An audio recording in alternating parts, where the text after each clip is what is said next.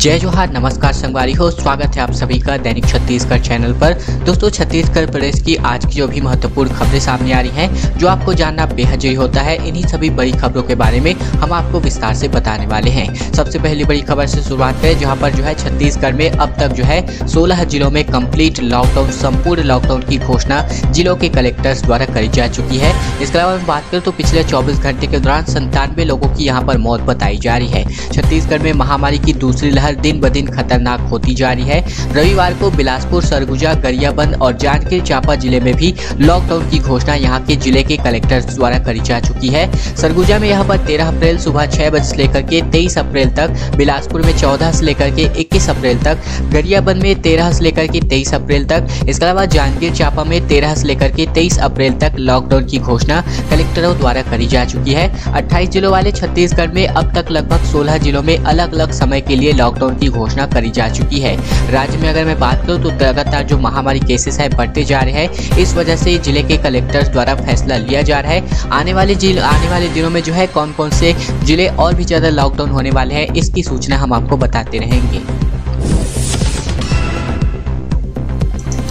और अब चलिए बात करते हैं लॉकडाउन में बिना काम से घर से बाहर निकले तो यहाँ पर गाड़ियाँ जो है अब जब्त करी जानी है। दरअसल बात करें तो लॉकडाउन के दौरान जो है घर से बिना बेवजह घूमने फिरने वालों पर पुलिस ने सख्ती बढ़ा रखी है।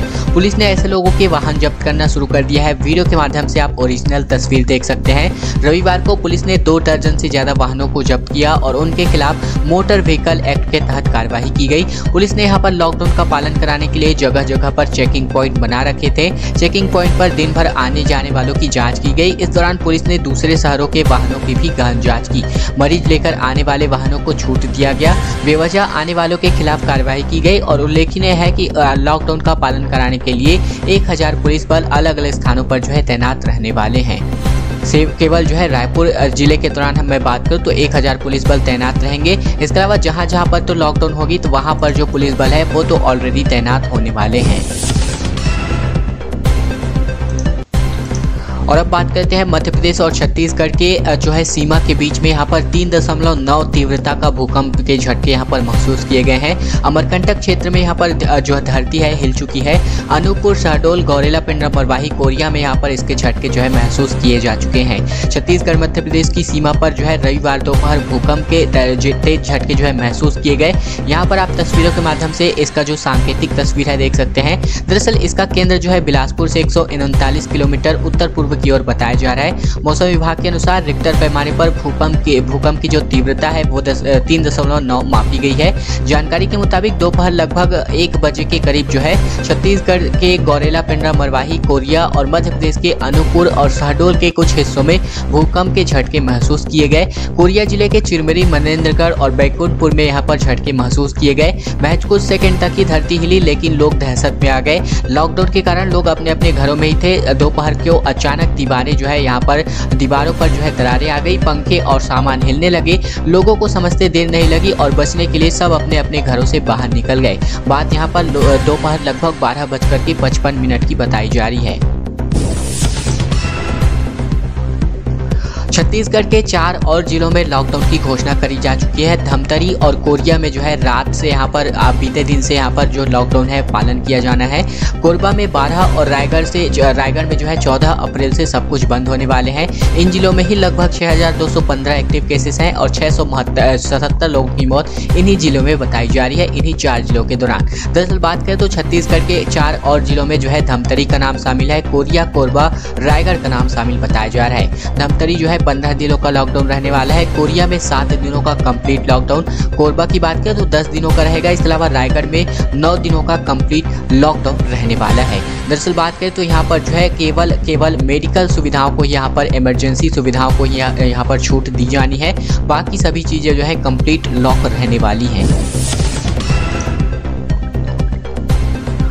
छत्तीसगढ़ की डराने वाली तस्वीरें निकलकर सामने आ रही है। बेड नहीं मिल रहा है तो यहाँ पर लोगों को बेंच पर ही ऑक्सीजन सिलेंडर लगा करके बैठा दिया जा रहा है। दरअसल ये तस्वीरों में आप जिन व्यक्तियों को देख रहे हैं ये और कोई नहीं है बल्कि महामारी के पेशेंट हैं, मरीज हैं। जिम्मेदार मंत्री का कहना है कि अफसर कॉन्फिडेंस में बोल रहे हैं, सब कंट्रोल में है। दरअसल आप बात करते हैं रायपुर शहर की, जहाँ पर पिछले 24 घंटे में अकेले रायपुर में 3797 मरीज मिले हैं। 42 लोगों की मौत बताई जा रही है। अब राजधानी में एक्टिव मरीजों की संख्या बढ़ करके 21,329 पर पहुंच गई है।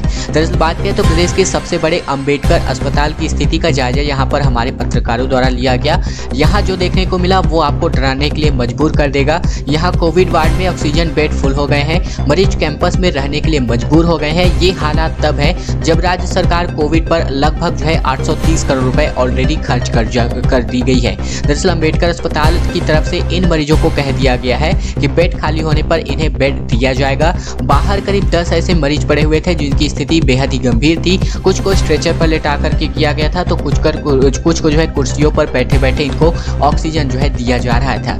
ये आप जो है तस्वीरें जो है देख सकते हैं, जो कि बेहद ही डराने वाली तस्वीरें सामने आ रही हैं।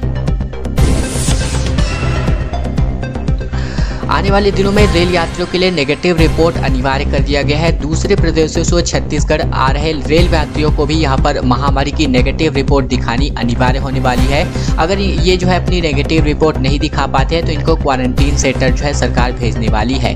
हवाई यात्रियों के लिए पहले ही यहाँ पर ये जो आदेश है जारी किया जा चुका है। विशेषज्ञों की चर्चा के बाद यहाँ पर मुख्यमंत्री ने इसके निर्देश जारी किए हैं। दूसरी ओर यहाँ पर महामारी की भयावहता से सहमी सरकार ने प्रदेश में अब सख्ती बढ़ाना शुरू कर दिया है। मुख्यमंत्री भूपेश बघेल दूसरे प्रदेशों से छत्तीसगढ़ आ रहे रेल यात्रियों के लिए 72 घंटे पूर्व की महामारी रिपोर्ट नेगेटिव दिखाने को अनिवार्य कर दिया गया है। उन्होंने कहा है कि जिन यात्रियों के पास RT-PCR जांच की नेगेटिव रिपोर्ट नहीं है उन्हें निर्धारित प्रोटोकॉल के तहत quarantine centre, Covid care centre अथवा अस्पताल में रखने की व्यवस्था करी जाने के निर्देश जारी किए गए हैं।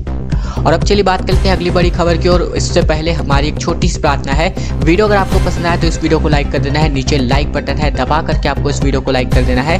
लाल कलर के इस बटन को दबा करके चैनल को सब्सक्राइब कर लेना है। साथ ही साथ घंटी को दबा करके ऑल नोटिफिकेशन को इनेबल भी कर लेना है। इससे आपको ये फायदा होगा कि हम जो भी वीडियो अपलोड करते हैं प्रतिदिन छत्तीसगढ़ प्रदेश की समाचार के बारे में, वो आप तक सीधे पहुँचते रहेंगे बिना कुछ आपके करे। तो ये जो छोटा सा काम है आपको जरूर से कर लेना है ताकि प्रतिदिन छत्तीसगढ़ समाचार आप तक पहुंचती रहे।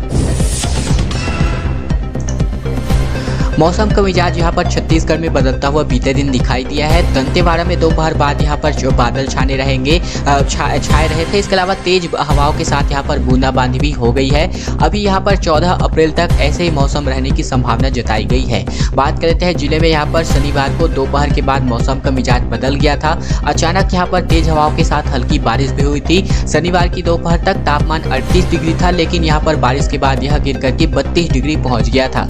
बात करते हैं अगले 14 अप्रैल तक जो है इसी प्रकार के मौसम बने रहने की संभावना यहाँ पर जताई गई है। मौसम वैज्ञानिक के अनुसार यहाँ पर फिलहाल हवा जो है पश्चिम दक्षिण पूर्व की ओर से 2 से लेकर के 4 किलोमीटर प्रति घंटे की गति से चलने की संभावना है। मौसम का मिजाज साफ के साथ यहाँ पर गर्मी की बढ़ने की संभावना यहाँ पर जताई जा रही है। 14 अप्रैल तक मौसम का मिजाज इसी तरह से बदलते रहने की संभावना यहाँ पर जताई गई है। सांसद में सास यहाँ पर आप सामने आ रही है। बात कर लेते हैं छत्तीसगढ़ में रेमडेसिविर इंजेक्शन के लिए जहां पर हाहाकार मचता हुआ दिखाई दिया है। उत्पादक कंपनियों से यहां पर जो है केंद्र तक मनुहार जो है सरकार करने जा रही है। मुंबई और हैदराबाद यहां पर 2 अधिकारी भेजे गए हैं। बात कर लेते हैं महामारी की दूसरी लहर ने प्रदेश के सरकारी और गैर सरकारी दोनों संसाधनों को बुरी तरह से निचोड़ करके रख दिया है।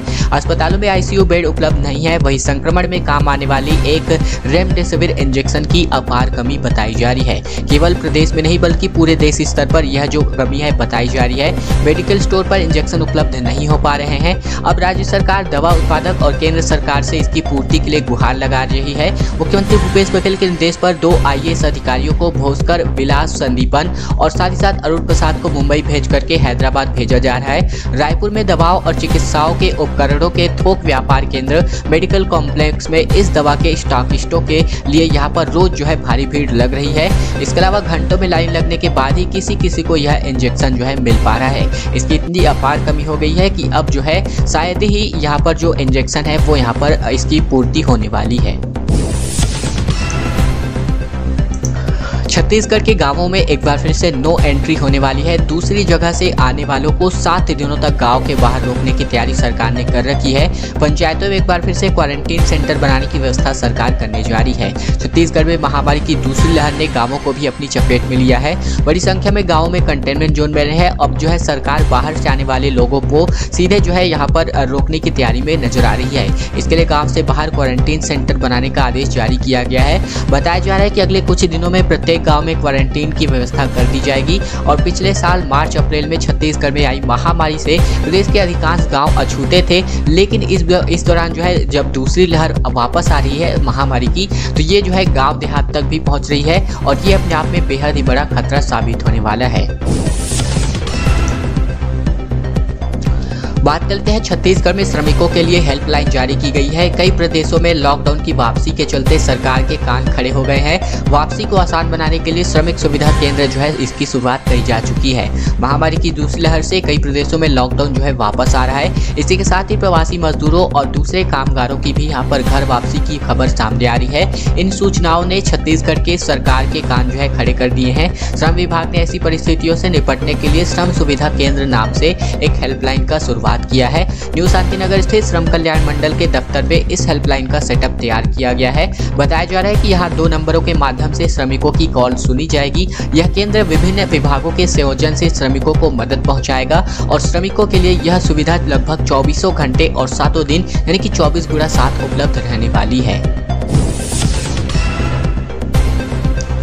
हाथियों की दहशत का मामला सामने आ रहा है। गंगरेल के पास चंदा, अल्फा, बीटा, गामा सहित 21 हाथियों का दल यहां पर पहुंच गया है। कॉलर आईडी लगाने के लिए यहां पर टीमें तैनात कर दी गई हैं। यहां पर बात करते हैं, जिले में गंगरेल सहित 4 बड़े बांधों और घना जंगल है। यही कारण है कि जिले में आए 2 अलग अलग झुंड के हाथियों को जंगल खूब पसंद आ रहा है। करीब 1.25 साल से हथनी चंदा अपने 11 बच्चों के अलावा दल में शामिल 9 अन्य हाथी यानी कि कुल 20 हाथियों के साथ केरेगांव वन क्षेत्र में है। बात करते हैं, शनिवार को गंगरेल डुबान के किनारे जंगल में ये जो हाथियों का झुंड है नजर आया है। झुंड को 2 तस्कर यानी कि दंतैल हाथी लीड कर रहे हैं। समूह के अन्य छोटे सदस्य Meera, Meena, Naina, Indra, Arun, Varun, alpha, beta, gamma, Prakriti व छाया नाम की हाथी झुंड के बीच चल रहे हैं। चंदा को दोबारा लॉकर आईडी लगेगी। इसके लिए तमिलनाडु और बेंगलुरु कर्नाटक से जो आई टीम है खुद यहाँ पर निगरानी कर रही है।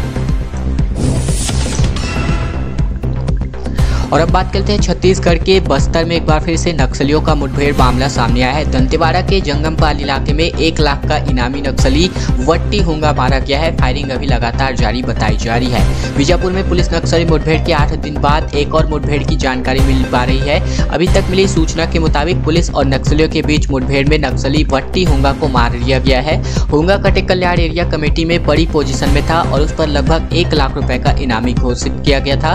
जवानों ने उसका 100 बरामद कर लिया है। दोस्तों, आज की खबरों का सिलसिला यहीं तक का था। वीडियो अगर आपको पसंद आया तो वीडियो को लाइक कर देना है, चैनल को सब्सक्राइब कर लेना है इस लाल कलर के बटन को दबा करके। इससे फायदे आपको ये होगा कि हम जो भी वीडियो प्रतिदिन अपलोड करते हैं छत्तीसगढ़ समाचार की, वो आप तक सीधे पहुंचती रहेंगी।